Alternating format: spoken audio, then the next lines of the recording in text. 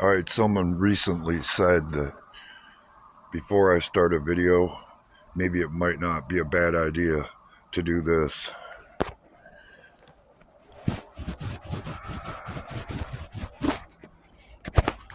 And I agree.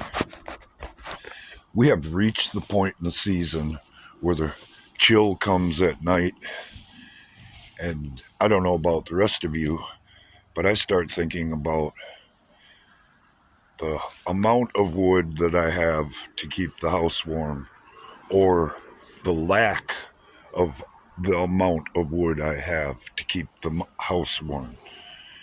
And seeing as how this is my staging area for wood, you can see how I feel about that this year. So what do? Look at that, it's jumping. It's never done that before. We do what we always do. Number one, get the old van up and going again, which this year might be a little bit more extensive than I'm used to doing. And number two, we have some old business to take care of. And seeing as how he's no longer a thorn in our political side, let's take care of that.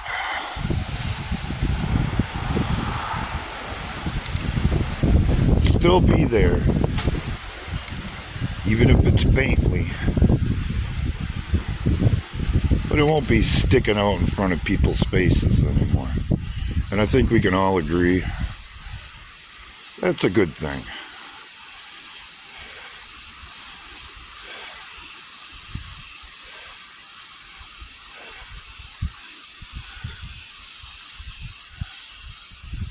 Be seeing you later, Brandon. Or hopefully not.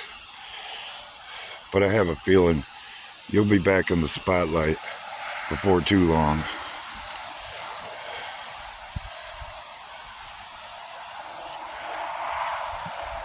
That's better. As I have explained on several occasions up to this point, in my world, you gotta get by with what you have.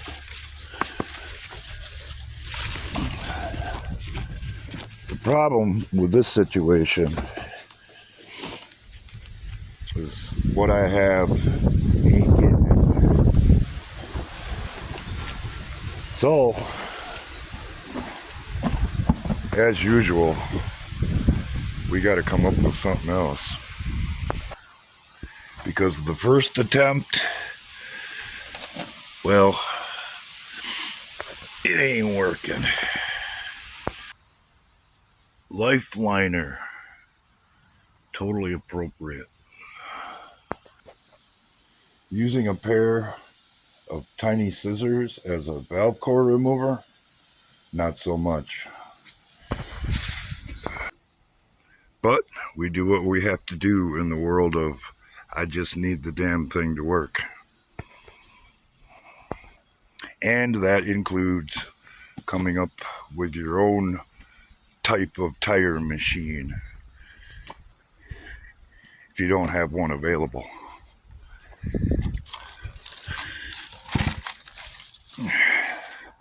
Like I said, you do what you have to do in the world of I just need it to work. And in that world, that could totally mean that you're going to use a car that 3 years ago several people said wasn't worth fixing. Use it for something it wasn't necessarily intended for. This might prove to be kind of challenging, actually, with the phone in my hand. I have no idea what's going on with the video, but it is what it is. Get her up here.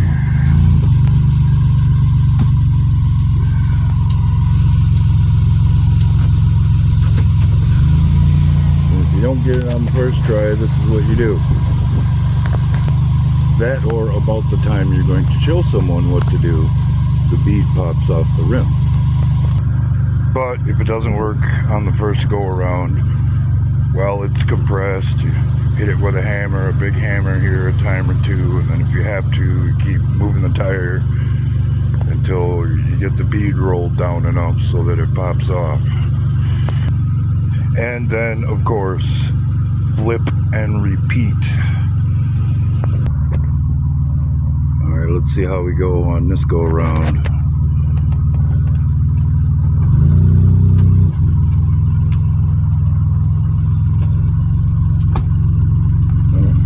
She's moving.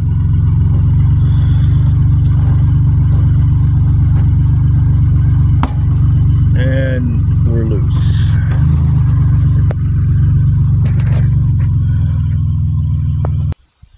Of course, more than likely, it's not the way the other guy is going to do it.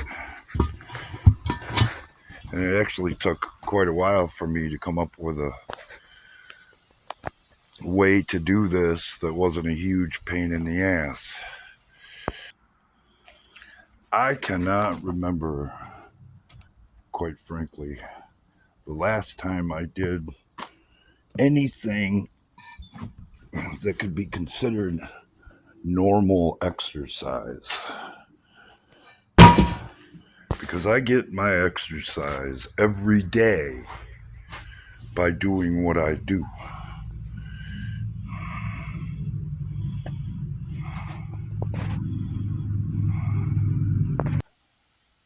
Not to say that I do this every day, but I think you get the point. There's up and down, pull on this, move that, carry that every single day.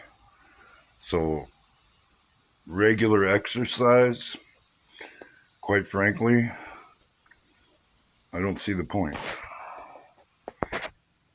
Because one way or another, if I'm out here in the world laying my thing down, as they say, I'm getting plenty of exercise.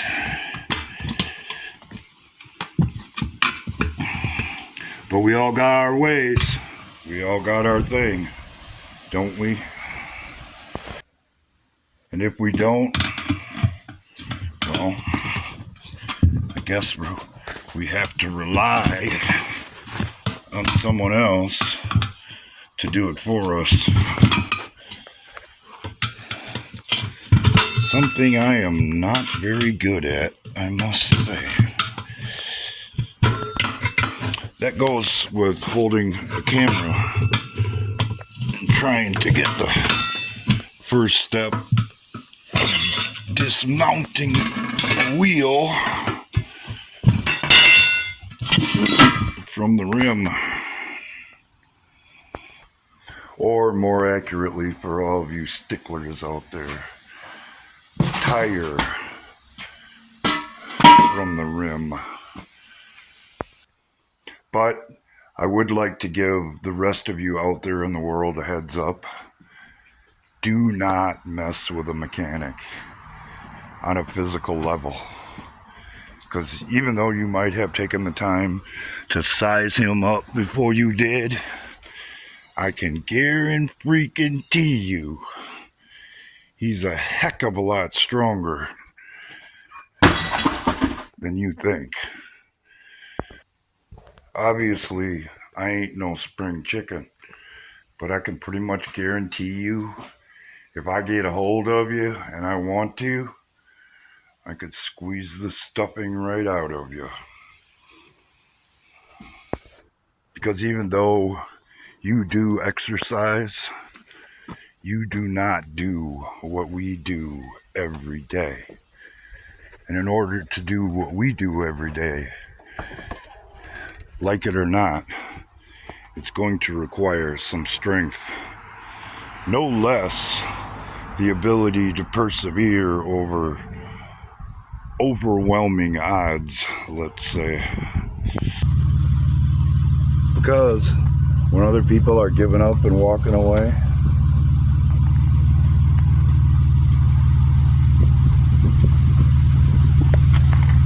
we're just getting started.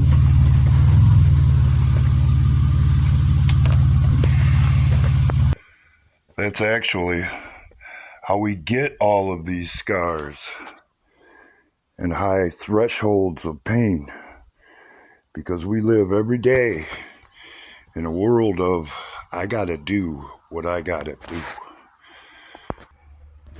Is it rewarding?